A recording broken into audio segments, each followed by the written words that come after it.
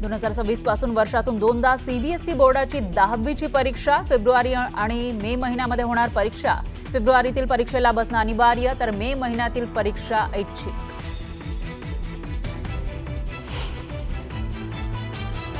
हिंदीच्या विषयाबाबत मंत्री दादा भुसेंवर सर्वांशी चर्चा करण्याची जबाबदारी, क्रेडिट सिस्टीम समजावून सांगण्याची गरज, तर मराठी मुलांच्या हिताचाच निर्णय घेणार, मुख्यमंत्र्यांची ग्वाही। गुंतवणुकीत महाराष्ट्र नंबर 1, देशातील सर्वात जास्त गुंतवणूक आणि निर्यातही महाराष्ट्रातून, तर गडचिरोली हे देशाचं स्टील कॅपिटल होणार, मुख्यमंत्री फडणवीसांची माहिती।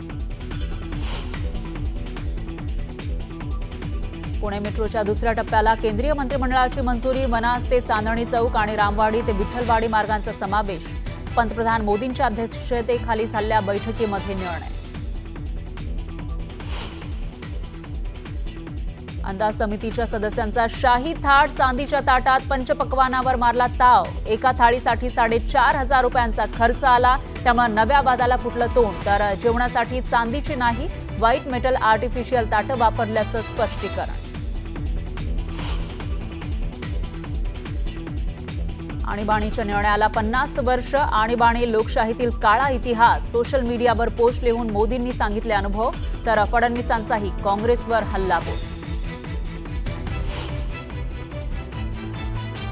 शक्तीपीठ हायवेच्या भूसंपादनावरून धाराशिवमधील शेतकरी आक्रमक, जिल्हाधिकारी कार्यालयामध्ये जाऊन जोरदार घोषणाबाजी करत दर्शवला विरोध। पुण्यातील स्वारगेट बस स्थानकासमोर गांजा तस्करांचा पाठलाग करून पोलिसांनी या तस्करांना पकडलं, थरार सीसीटीव्हीमध्ये कैद, 16 लाखांचा मुद्देमाल जप्त। हिमाचल प्रदेशातील कुल्लू जिल्ह्यातील सौंज खोऱ्यामध्ये ढगफुटीनंतर प्रचंड विध्वंस, मुसळधार पावसामुळे जिल्ह्यातील जनजीवन विस्कळीत। शुभांशु शुक्लांनी रचला इतिहास, शुक्लांनी घेतली आंतरराष्ट्रीय अंतराळ स्थानकाकडे झेप, ISSला भेट देणारे शुक्ला ठरले पहिले भारतीय।